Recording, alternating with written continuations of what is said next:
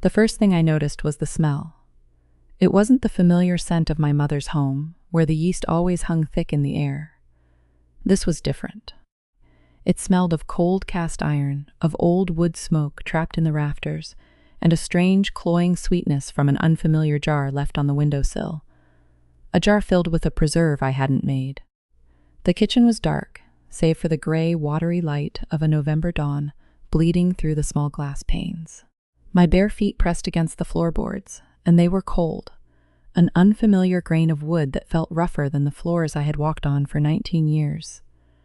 And then there was the clock. It hung right above the wood-burning stove, a heavy walnut piece that didn't tick so much as it thudded. Thud, thud, thud. The sound was so loud it seemed to vibrate through the soles of my feet. In my father's house, the clock was a quiet companion. Here it sounded like an accusation. It felt as though every swing of the heavy pendulum was hammering down a rhythm that didn't belong to me, a rhythm established decades before I ever set foot over the threshold. I stood frozen in the center of that kitchen, my hand hovering just inches from a cabinet knob. I was looking for the flour, a morning chore I had done 1,000 times before. But as my fingers hovered near the cold metal of the latch, my chest tightened so hard I couldn't draw a full breath. I didn't know which drawer held the knives. I didn't know which tin held the sugar. The entire space was a finished sentence, completely organized, prearranged, and set in stone before I arrived. I was wearing the blue dress, the one I had spent weeks sewing by the dim light of a kerosene lamp, choosing the fabric because the color reminded me of the sky just before a summer storm. Now the wool felt heavy, stiff, and suffocatingly tight around my ribs. In that absolute stillness, with the smell of unfamiliar grease and the relentless thudding of the clock, a realization washed over me like ice water. Everything had changed, and it had changed forever. I hadn't just moved across the county. I had been silently reassigned. My name is Rachel. For 19 years, I was a girl who grew up in the heart of an old order Amish community, a girl who still had questions, who looked at the edges of our world and wondered what lay beyond the visible horizon. But in that kitchen, on that first morning, I became something else. I was transferred. Not simply from my father's heavy oak table to my new husband's house, but into a different category of existence altogether. I was transferred from a girl who still had questions into a woman whose silence had a specific functional purpose. And the terrifying truth about this transfer is that it didn't happen with a dramatic speech, or a sudden, violent tearing away of my old life. It didn't happen because someone yelled or drew a line in the dirt. It happened through the ordinary weight of a kitchen that was already functioning without me. It happened through a meal schedule written before I ever walked through the door. It happened through a bed upstairs that I was now expected to share with a man whose body I had never been taught to understand, a man whose breathing in the dark felt like a language I couldn't decode. Nobody warns you about the first week, not because they are cruel and not because they have forgotten the ache of it. They don't warn you because, to them, there is absolutely nothing to warn you about. This is simply the architecture of things. It is the quiet, invisible machinery of a traditional system that has been grinding along for generations, turning girls into wives, turning questions into compliance, so smoothly that the women inside never even hear the gears turning. The reassignment was so perfectly ordinary, so deeply woven into the fabric of the way things have always been done, that not a single soul thought it required my permission. Not my mother, who kissed my cheek with dry lips before she left the wedding, not his mother, who handed me the dish towels with a tight smile, and certainly not the bishop who had spent hours lecturing us on the sacred covenant of submission. If you are listening to this right now, perhaps in the quiet of your own room, in the dark, and you feel a sudden, familiar tightening in your chest, stay with me. Maybe you have never worn a bonnet or ridden in a black buggy, but you know exactly what it feels like to wake up in a life designed by someone else. A life where your presence is required, but your voice is not. If you have ever looked at a closed world and wondered what truly happens after the 400 wedding guests go home, After the lanterns are blown out and the doors slide shut, this channel is where those secrets are laid bare. This is a space for the testimonies that the silence tries to swallow. I invite you to subscribe now, not because I am searching for numbers, but because every subscription is another woman standing up in the dark saying, "I hear you. This happened. It was entirely real, and I want to know how it ends." Because what I am about to tell you is not a complaint. It is a blueprint of how a system captures a soul, and we have only just begun. To understand the kitchen on that first morning, you have to go back to the winter before the wedding. You have to understand the courtship, because that is where the architecture of the system is carefully laid, stone by stone, in the dark. In our community, courtship was a secret. It wasn't spoken of at the breakfast table or teased about by brothers. It existed only after the lanterns were extinguished, and the old people had gone upstairs, their heavy footsteps settling into the ceiling joints above. Levi would arrive after midnight. I would hear the faint, rhythmic crunch of his boots on the frozen gravel of the lane, a sound my ears became so sharp at catching that I could distinguish it from the wind in the pines. We would sit together in the dark living room, the only light coming from the red, dying eye of the wood stove peeking through its iron vents. We talked for hours, but looking back, our words were confined by a boundary we never saw. We spoke about the price of alfalfa, about whose barn was being raised in the spring, about which hymns we preferred during the long Sunday services. We never spoke about what it would feel like to inhabit a life together. We didn't talk about how authority works when the doors are shut, or who decides how the money from the egg money is spent. I remember the smell of him, cold wind, horse stable, and the sharp mint of the gum he chewed to keep awake. It felt like warmth. It felt like being chosen out of all the girls sitting on the long benches at the youth singings. I didn't know then that warmth without information is the oldest trap in the world. It makes you nod. It makes you say yes to a map you haven't been allowed to look at. Then came the letters. He wrote them on blue-lined foolscap paper, his handwriting small and rigid, the letters slanting slightly to the right.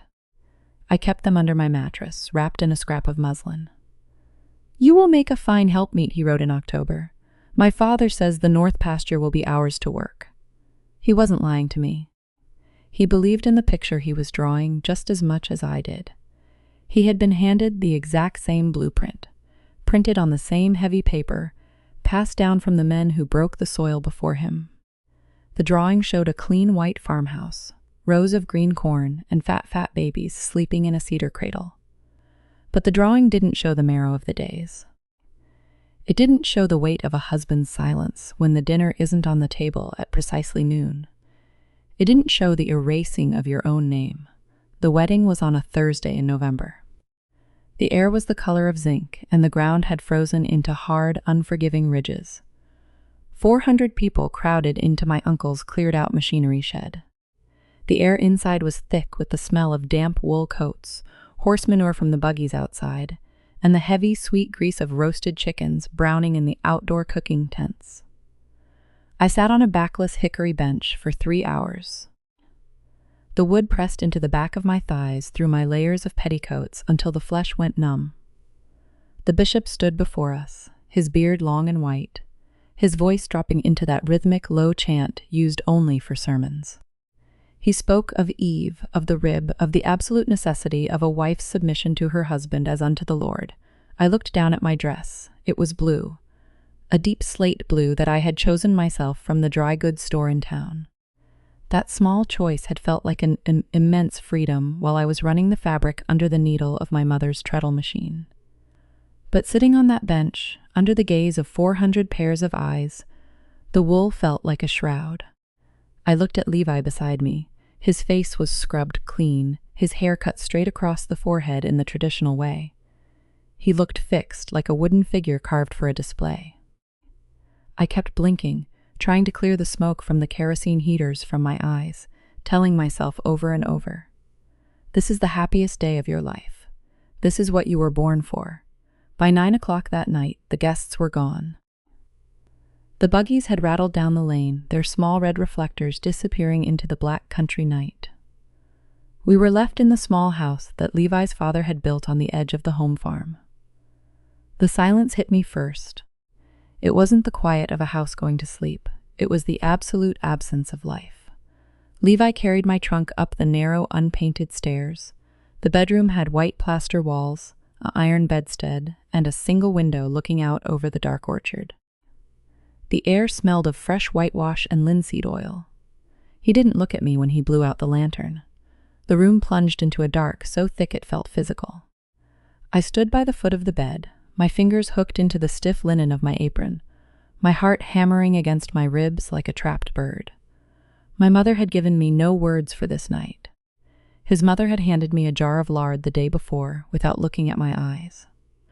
The system requires that a bride enter that room without a vocabulary. Because if you have no words for what is happening to your body, you cannot name your hesitation. You cannot say stop. You cannot say I am afraid. Rachel, he said from the dark. His voice was different now, thicker, stripped of the casual tone he used when talking about the horses. Yes, I whispered. Come to bed. The frost is coming through the glass. I pulled off my shoes, leaving my heavy wool stockings on because my feet were shivering. I climbed beneath the heavy patchwork quilt, keeping myself as close to the outer edge of the mattress as the rope springs would allow. When his skin touched mine, my whole body went rigid, every muscle locking into place like oak timber. He wasn't cruel. He wasn't a monster. He was simply following the script that had been written for him. Performing the duty he had been told was his right by divine design. But as I lay there, staring at the invisible ceiling, counting the heavy thuds of the kitchen clock echoing up through the floorboards, I knew the truth. My stillness wasn't consent. It was the only hiding place I had left. Outwardly, I nodded and remained small. Inwardly, something vital was being quietly crushed beneath the weight of an ancient expectation. By the second morning, I was standing in his mother's kitchen, trying to find the flour. The steam from the boiling washpots had turned the windows into sheets of opaque, dripping gray. Sarah, my husband's mother, moved around me like water flowing through a deep stone channel. She had been married 31 years, and her hands moved without a single sc of hesitation, slicing the lard into the flour, stoking the fire, setting the heavy iron kettle down without making a sound. Her kitchen was a finished sentence. I stood there, my fingers touching 3 different cupboards, completely lost in a space that wasn't mine. She noticed my fumbling. She walked over, her heavy wool apron brushing against mine, and reached for a tin on a shelf, so high I would have had to stand on my toes to touch it. She scooped the white powder into my bowl, looked at me with eyes faded by decades of wood smoke, and said, "You will learn the kitchen, and then you will not think about it anymore. That is how it works. You stop thinking about it, and then it becomes yours." She meant it as kindness. She was passing down the only map she had survived by. But looking back now, with 15 years of distance between my skin and that room, I understand the terrifying weight of what she was actually telling me. She was describing the installation. She was telling me that the secret to being a good wife was the systematic erasure of my own mind. You stop thinking about why the shelf is too high. You stop thinking about why your life must be organized around a man's breakfast before the sun is even awake. You stop thinking about why your body must be available in the dark, when your spirit is completely hollow. The system takes that numbness, names it contentment, and calls it God's peace. But it isn't peace. It is the steady, quiet locking of a cage from the inside. The price of that installation is paid first by the body. By the 3rd night, my sleep was gone. I don't mean that I lay awake brooding. I mean that deep, heavy rest where your jaw unclasps and your soul drops its guard became impossible. I would wake in the pitch dark long before the rooster called, my skin cold, listening to the heavy, unfamiliar breathing of the man beside me. My body treated him like a threat, every nerve locked tight, listening for movement. My hands ached from a kind of work they hadn't been shaped for. A purple bruise, shaped exactly like a crescent moon, formed at the base of my right thumb, where the handle of his mother's oversized cast-iron skillet bit into my flesh every morning. I hid it beneath the folds of my apron. To show the bruise was to admit I was struggling, And in that house, struggling didn't mean you needed help. It meant you were resisting your duty. But the mind is what truly breaks. On the fourth day, as I stood scrubbing a blackened pot at the sink, a sentence formed behind my eyes with the cold clarity of frost on glass.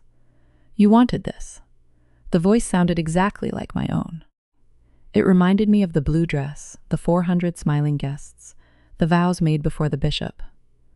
It told me that if I was suffocating, the fault lay entirely in my own ungrateful heart. That is the true genius of the system. It doesn't need to station a guard at your door. It takes your own thoughts and turns them into the enforcers.